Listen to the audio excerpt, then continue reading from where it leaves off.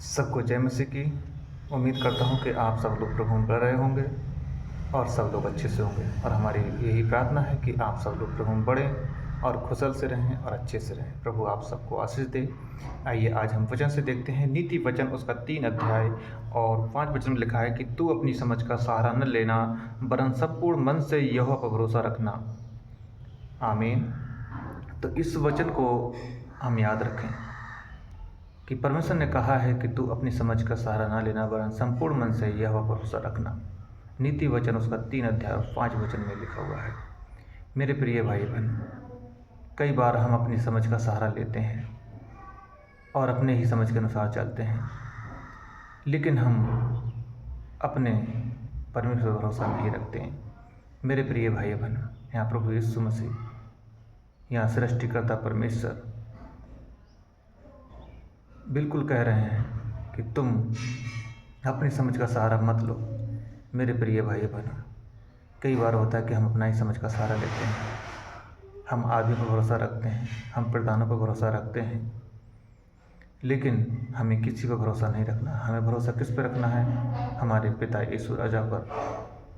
देखिए मेरे प्रिय भाई बहन, आज एक आसाम देश ऐसा है कि उसमें कितना संकट और कितना क्लेश है, कितने लोग बेघर हो गए हैं, लोग वहाँ पर कितने लोग बाढ़ से पीड़ित हैं और कितनी समस्याओं से लोग जूझ रहे हैं। लेकिन वो देश में बहुत भारी बाढ़ और बारिश हो रही है और लोग परेशान हो रहे हैं। लोग वहाँ पर भूखे भी होंगे, लोग वहाँ पर कितने लोग की मृत्यु हो गई होगी।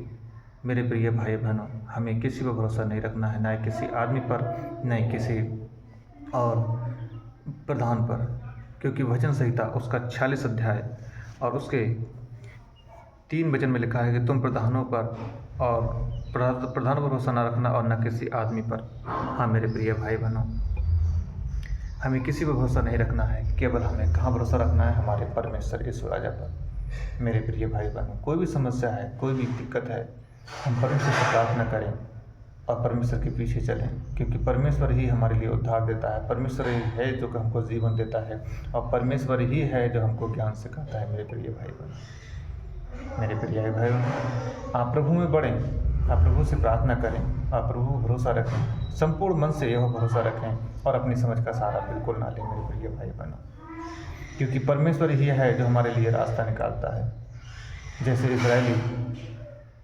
विदेश में मिस्र की गुलामी में थे और वहाँ से कौन निकाल के लेकर आया? परमेश्वर। समुद्र में रास्ता किसने बनाया? परमेश्वर ने। मेरे प्रिय भाइयों, इस बाइबल में बहुत सारे ऐसे चमत्कार हैं जिनका अगर वर्णन किया जाए तो शायद पढ़ने में बहुत समय लग जाएगा, और हम लोग मसीह के आचार्य कर्मों से अनजान नहीं हैं। और परमेश्वर के वचन में लिखा है कि तू किसी उपकार को ना भूलना। भजन संहिता उसका 103 अध्याय को जो हम पढ़ते हैं कि तू किसी उपकार को ना भूलना। हाँ मेरे प्रिय भाई बहन, हमें परमेश्वर किसी उपकार को नहीं भूलना है। हम जीवित हैं, हम सुरक्षित हैं, यही हमारे लिए परमेश्वर का अनुग्रह हमारे जीवन में बना है। मेरे प्रिय भाई बहन, प्रभु में हम बढ़ते रहें, प्रभु के मार्ग में चलें और प्रभु की आज्ञाओं को मानें। प्रभु की आज्ञाओं से बढ़कर हमारे लिए कुछ भी नहीं, और हर एक समस्या का हल ये पवित्र बाइबल है। मेरे प्रिय भाई बहन, हम किसी भी समस्या में जूझ रहे हैं, कोई परेशानी में भी हैं, लेकिन हमें क्या है? परमेश्वर में मन लगाना है, बाइबल में मन लगाना है, वचन में मन लगाना है, प्रार्थना में मन लगाना है, और एक दूसरे को हमें समझाते रहना है।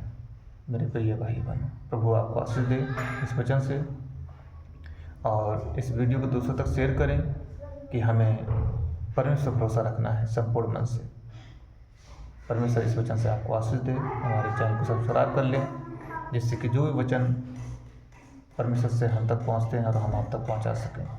वीडियो को शेयर करें, लाइक करें। धन्यवाद। God bless you. जय मसीह की।